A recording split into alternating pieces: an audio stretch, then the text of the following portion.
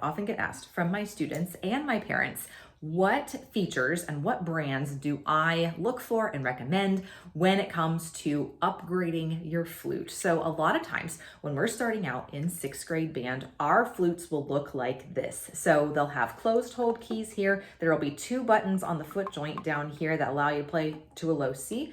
And the head joint is probably not a hand cut head joint. So your Gemeinharts, your basic level Yamahas, Emerson, Armstrong, etc., there's a lot of different brands.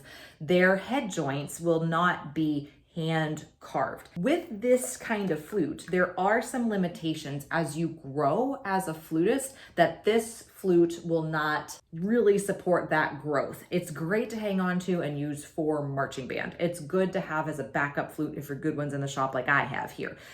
But if you are continuing on through high school, maybe you want to play in college or as an adult, this flute can only really get you so far. So what do I look for when it comes to an upgraded flute like I play on? It depends on your budget, of course, but 9 times out of 10, you're going to see that the keys are open hole. Sometimes they have French arms here, pointed arms on the keys that don't have holes in them, but you're gonna see your left hand 2 and 3 and your 1, 2, 3 and your right hand as open hold keys. There are some more advanced pieces that have extended techniques to where you would vent the keys a little bit to make a different type of sound. So that's just something that you can't do when you're on a closed hold flute like this. So that's an option for you.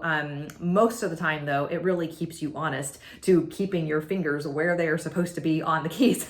And so if you do have a finger that kind of migrates a little bit, you can get plugs for these holes. So don't worry about it if you don't really want to have open holes or all of the holes open. You can get plugs from Amazon or anywhere and you can plug these up. You're also going to see the foot joint will have an extra button. So my beginner flute here has 2 on the foot joint. My advancing one at the top has 3. That is a low B key. So I can play down to a B below the staff. It also has a little button right here called a gizmo. It's a high C facilitator key. So it allows you to play really, really high notes a little bit easier by stretching your pinky over to reach that gizmo key. So you're going to see this again, 9 times out of 10 for an intermediate advancing flute that's going to have a B foot and open holes. As far as the metal goes on the flute, a lot of times you're going to see silver plated or solid silver somewhere throughout the flute. It might be the keys, it might be the body, it might be inside, it may be the head joint only.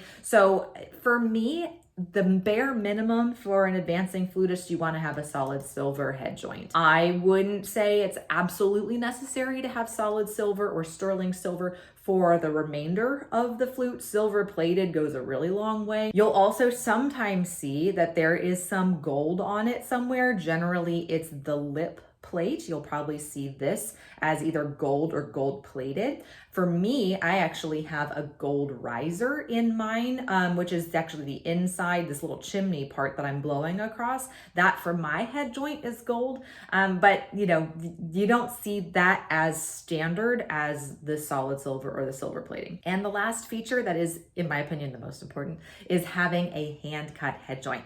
There are some really advanced professional flute brands on the market that make intermediate level flutes to where the body of the flute is good, it's made well, but the head joint is the same as all of their professional flutes. You're getting the professional sound of the flute without the professional cost that could come with it. So it's a great little hybrid in my opinion. So there are some flutes that are very, very well recognized, reputable brands that have intermediate level flutes. Those that come to mind are Powell Sonare, Altus Azumi, Haynes Amadeus, also Miyazawa, Muramatsu, Trevor James, and Pearl. Yamaha makes some pretty all right flutes as well as Gemeinhart, but those are lower on my list because of these really professional flutes that are making such great hybrids now. I have flute players that play on pretty much all of those brands and they've had a lot of success with them. There are other bells and whistles you may see advertised.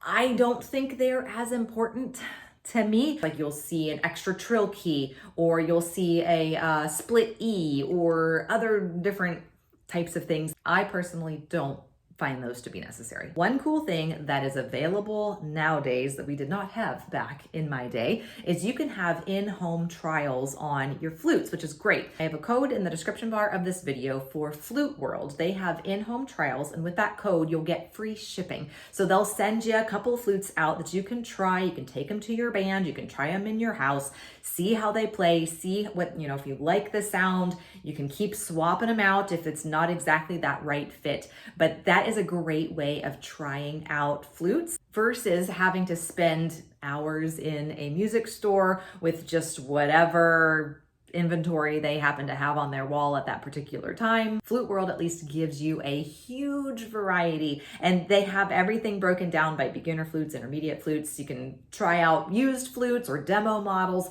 save a little bit of money there, but it's just a great way of trying them, and my code in the description will get you free shipping on your trials. There you go. It's really not a whole lot of features that you're looking for. Open holes, a B foot, a hand cut head joint, and give them a try and see what you think. If you have any questions, feel free to leave them in the comment section below.